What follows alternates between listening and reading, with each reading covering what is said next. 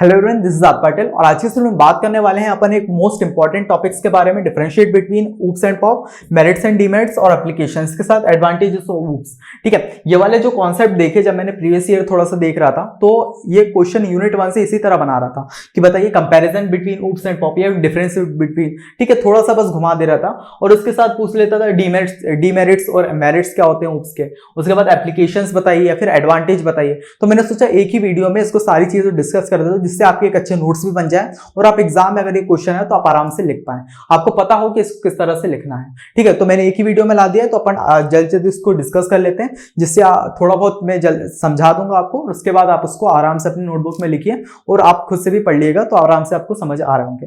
ठीक है, सबसे पहले क्या है, differentiate between oops and pop. इसमें मैंने एक टेबल निकलवाई है जिसमें फीचर्स लिखे हैं। सबसे पहले तो ऑब्जेक्ट ओरिएंटेड प्रोग्रामिंग और प्रोसीजर ओरिएंटेड प्रोग्रामिंग एग्जाम में आता है, सिंपल आप सेम चीज ही लिख देंगे तो आपको अच्छे नंबर मिल रहे होंगे। 7 नंबर क्वेश्चन आता है तो मैंने 7 पॉइंट जो है आपके लिए लिख दिए जिससे एग्जामिनर एक भी नंबर नहीं काट पाए। ठीक है, सबसे पहले बेसिक कॉन्सेप्ट देखते हैं कि जो अपना ऑब्जेक्ट ओरिएंटेड प्रोग्रामिंग है किस पे बेस्ड रहता है, ऑब्जेक्ट और क्लासेस पे। वहीं अगर प्रोसीजर ओरिएंटेड प्रोग्रामिंग की बात करें तो ये किस पे बेस्ड रहता है, फंक्शंस और प्रोसीजर्स पे, है ना। वहीं अगर दूसरी की बात करें किस पे फोकस करता है, focuses on data and how it's used. ठीक है, फोकस किस पे करता है, डाटा पे और किस तरह से इसको यूज कर सकते हो उस पे। वहीं अगर प्रोसीजर ओरिएंटेड प्रोग्रामिंग की बात करें तो ये करता है, फोकस किस पे करता है, टास्क पे और स्टेप्स पे। अपन जब स्टार्टिंग का इंट्रोडक्शन लेक्चर अगर आपने देखा होगा उसमें मैं बात करी थी कि किस पे, टास्क पे और स्टेप्स के। जैसे एग्जांपल लिया था उस टाइम चाय का।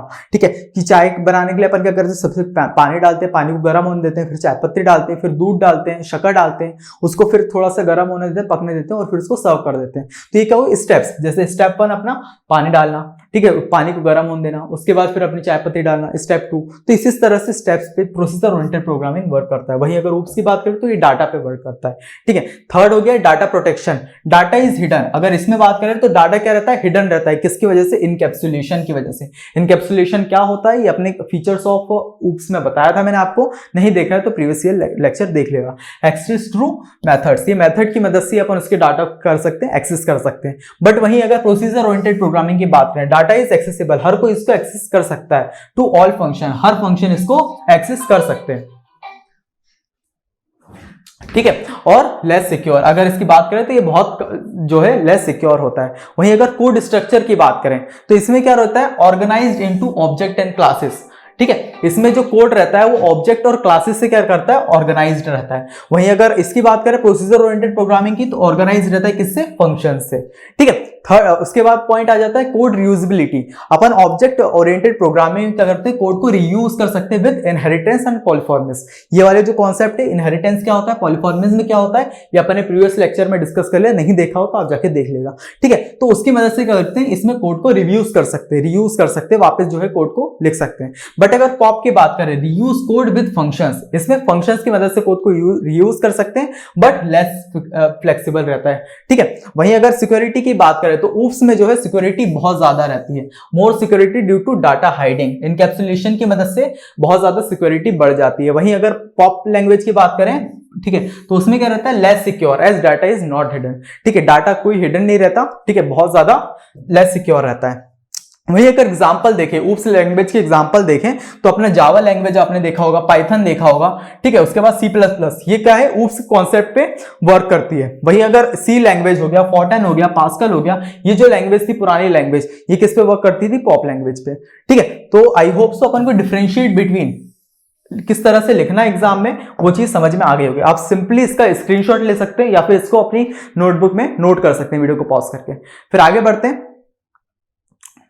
चलिए अब आगे बढ़ते हो, देखते हैं आखिर एप्लीकेशंस ऊप्स। ठीक है, कौन कौन सी एप्लीकेशन, कौन कौन सी जगह पे अपन ऊप्स का यूज करते हैं। सबसे पहला होगा गेम डेवलपमेंट। जब भी कोई अपन C++, जो अपन ने देखा कि ऑब्जेक्ट ओरिएंटेड प्रोग्रामिंग लैंग्वेज है, और C++ को आगे बढ़ा के अपन लोग गेम डेवलपमेंट करते हैं। ठीक है, तो गेम डेवलपमेंट भी अपना ऊप्स का बहुत ज्यादा यूज होता है। OOPs is widely used in creating games. Object like character हो गया, एनिमीज हो गया, वेपन्स हो गया, can be moulded as classes specific behaviour. ठीक है, वहीं अगर सेकंड पॉइंट की बात करें, ग्राफिकल यूजर इंटरफेस, जिसको अपन GUI भी बोलते हैं। ठीक है, इन GUI based software like Windows app, oops helps create button, जो बटन रहती है उसको क्रिएट करने में, विंडोज क्रिएट करने में, and other element as object that interact with each other. ठीक है, वहीं अगर थर्ड पॉइंट की बात करें, वेब डेवलपमेंट, जो बहुत सारे बच्चे आज के उसमें करते हैं कि यार मेरे को वेब डेवलपमेंट सीखना है, वेब डेवलपमेंट, तो ये वेब डेवलपमेंट भी ऊप्स का कॉन्सेप्ट जो है यूज होता है। OOPs is used to build dynamic web application where different component like user हो गया, प्रोडक्ट हो गया एंड अदर,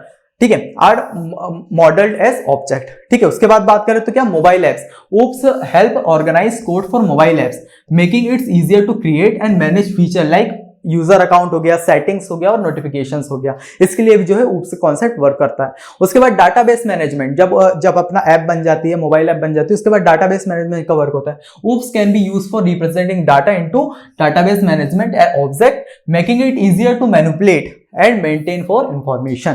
ठीक है, वहीं अगर आर्टिफिशियल इंटेलिजेंस जो अभी नई फील्ड आई है, उसमें भी ऊप्स का कॉन्सेप्ट जो है यूज हो रहा होता है। In AI object are represent entities with specific behaviour making it easier to implement intelligent system. ठीक है, पाइथन से अब आपने देखा हो, पाइथन से अपन मशीन लर्निंग इसके आगे सीखते हैं, डीप लर्निंग आगे सीखते हैं, उसके बाद जनरेटिव एआई तक पहुंचते हैं।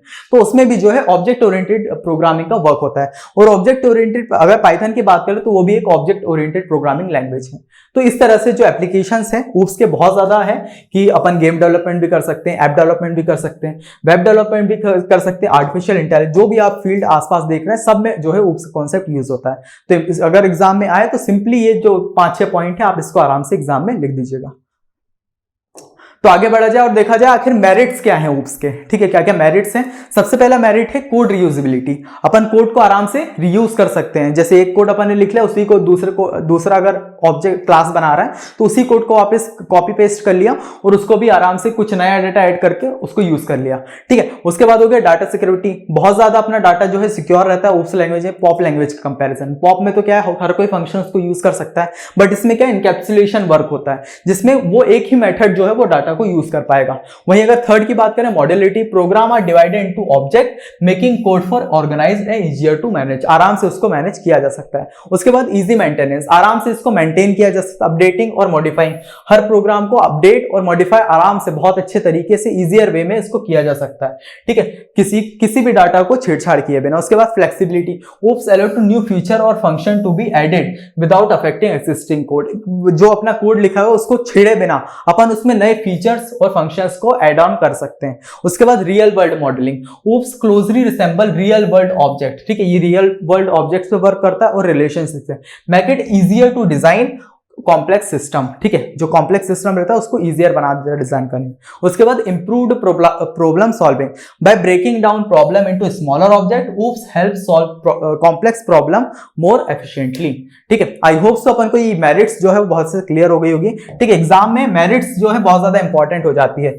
बहुत यूनिट 1 से तो क्वेश्चन आराम से बनता है कि बताइए ऊप्स क्या होता है, डिफरेंस बिटवीन या comparison between oops and pop. ठीक है, मेरिट्स और डीमेरिट्स ऑफ ऊप्स, ये आराम से क्वेश्चन बनता है। तो अगर आप क्वेश्चन बने तो आप आराम से ये 6 से 7 पॉइंट एग्जाम में लिख दीजिएगा। ठीक है, आप स्क्रीनशॉट ले सकते हैं या फिर अपनी नोटबुक है उसमें लिख सकते हैं। चलिए आगे बढ़े और देखें आखिर डीमेरिट्स क्या हैं ऊप्स के। अगर मेरिट्स है तो डीमेरिट, अच्छाइयां भी है तो बुराइयां भी होनी चाहिए। ठीक है, तो बुराइयां ये है कि increase complexity.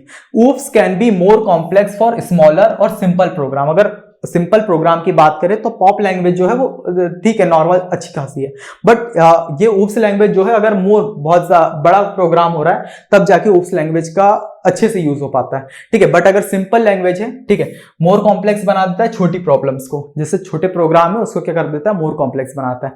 Making it harder to learn for beginner. अगर बिगिनर उसको लर्न कर रहा है तो बहुत ज्यादा हार्ड हो जाता है। वहीं अगर सेकंड पॉइंट की बात करें, higher memory uses. Object can take up more memory compare to procedure programming. Procedure programming के कंपेयर में बात करें तो ऑब्जेक्ट्स जो है वो बहुत ज्यादा मेमोरी क्या करते हैं, ऑक्यूपाई करते हैं, specially when there object are many object, बहुत सारे अगर ऑब्जेक्ट होते हैं। थर्ड हो गया स्लोअर एग्जीक्यूशन। ऊप्स प्रोग्राम में run slower due to additional layer of abstraction and object instruction.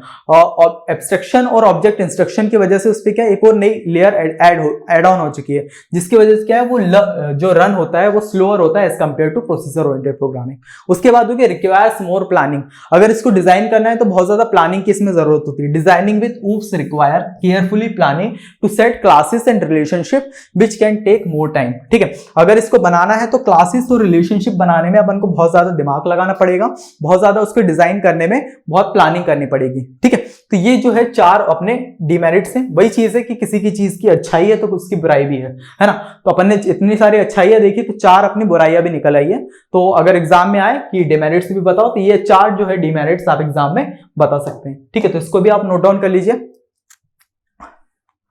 चलिए अब आगे बढ़ा जाए और देखा जाए एडवांटेजेस ऑफ हूप्स। क्या क्या एडवांटेज है हूप्स के। सबसे पहला एडवांटेज हो गया रीयूजेबिलिटी, कि आराम से अपन इस कोड को रीयूज कर सकते हैं। वही सेम चीज है, ठीक है। OOPs allow to use reuse code through inheritance. Once a class is created you can use again in the different part of your program without rewriting. बिना दोबारा कोड लिखे अपन जो वाला कोड लिखा हुआ है उसी को अपन क्या कर सकते हैं, रीयूज कर सकते हैं। उसके बाद हो गया डाटा सिक्योरिटी, डाटा को बहुत ज्यादा सिक्योर बना देता है। मॉड्यूलर कोड और उसके बाद इजी मेंटेनेंस, आराम से इसको मेंटेन कर सकते हैं। तो ये कुछ एडवांटेजेस हैं ऑब्जेक्ट ओरिएंटेड प्रोग्रामिंग के। आई होप सो आपने सबके सब नोट डाउन कर लिया। मैं एक और बार इसको चला देता हूं जिससे आप आराम से उसको नोट डाउन कर ले। डिफरेंस बिटवीन ये है, तो इसका आप स्क्रीनशॉट ले सकते हैं। ठीक है, उसके बाद हो गया अपना क्या एप्लीकेशंस ऑफ हूप्स, इसका भी आप स्क्रीनशॉट ले सकते हैं। फिर हो गया अपना मेरिट्स ऑफ हूप्स। ये सब कुछ इंपॉर्टेंट है बहुत ज्यादा, क्योंकि 7 मार्क्स का इसमें से क्वेश्चन हर साल जो है बनता है। ठीक है, उसके बाद हो गया डीमेरिट्स ऑफ हूप्स, देन फिर हो गया एडवांटेजेस ऑफ हूप्स। ठीक है, ये और भी मैंने एडवांटेज लिखे हैं। ठीक है, उस स्लाइड में आ नहीं रहते 7 एडवांटेज, तो मैंने अलग लिख दिए थे। और क्या है कि अपना रियल वर्ल्ड सिमुलेशन, मतलब रियल वर्ल्ड जो है अपनी problem solve. OOPs closely remember real world object and relationship, make it easier to model understand complex system.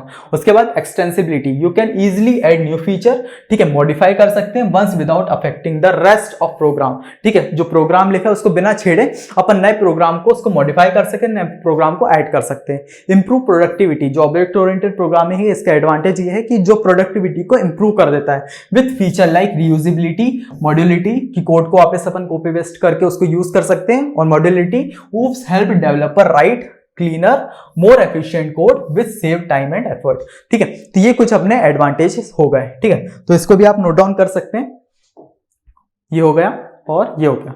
ठीक है, तो इसी के साथ आज की इस वीडियो को कंप्लीट करते हैं। वीडियो लेक्चर कैसा लगा उसका रिव्यू जो है हमेशा कमेंट सेक्शन मुझे देना हर वीडियो में। ठीक है, या रिव्यू नहीं दे सकते अपना नाम जो है कमेंट सेक्शन में जरूर बताना, जिससे अगर आप मुझे कभी इंस्टाग्राम पे मैसेज कहीं पे मैसेज कर दे तो आप मैं समझ पाऊँ कि यार ये मेरा सब्सक्राइबर है जिसने मुझसे पढ़ा है। ठीक है, और अगर कोई भी डाउट रहे, ठीक है, सब्जेक्ट से रिलेटेड या किसी भी चीज से रिलेटेड, अभी आप फर्स्ट ईयर में थे, अभी सेकंड ईयर में आओ, बहुत सारे डाउट्स रहते हैं कोडिंग वोडिंग से रिलेटेड या किसी भी चीज से रिलेटेड, तो क्या है नीचे आपको अपने मेरे इंस्टाग्राम का वो आ रहा होगा, ठीक है, यूजर नेम, आप वहां पे जाके मुझे सर्च कर सकते हैं और मुझे वहां पे मैसेज कर सकते हैं। ठीक है, वहां पे मैं आपके जो भी डाउट्स हैं वहां क्लियर कर रहा हूँ और जो भी अपन बातें कर सकते हैं वो वहां पे करेंगे।